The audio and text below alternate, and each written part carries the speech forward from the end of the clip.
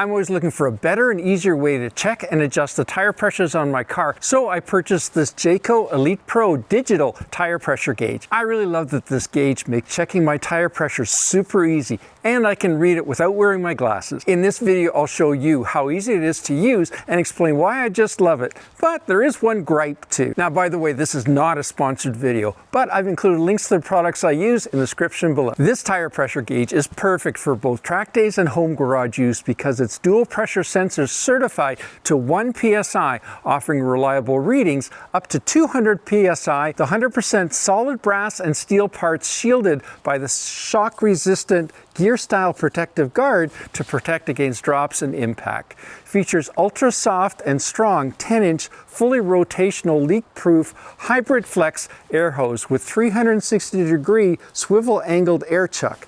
I love that swiveling end, makes it so much easier to position and to use. All tire pressure readings lock onto the display until the on button is pressed, once again to reset it to 0. It features a built-in air bleeder valve that bleeds air pressure in real time without needing to reset the display. The high-resolution digital 2.5-inch LCD display with battery life indicator and bright LED backlight for high visibility in the dark and in the bright sunshine too. The gauge is programmed to auto shut off after 150 seconds of no use to save battery life, and is 100% lifetime warranty by JACO. And it's super easy to use. You turn it on just by holding down the on button and it lights right up.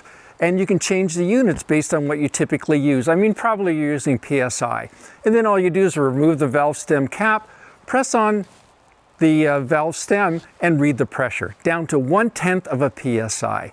And then if it's too high, you just bleed off the air pressure until you get what you need. Or of course you add more with an air inflate. But since it is battery powered, you'll need to keep checking the batteries from time to time or carry spares just in case they've died. Click here for my complete track day tire pressure video and I'll see you there. Any questions or comments? Add them down below.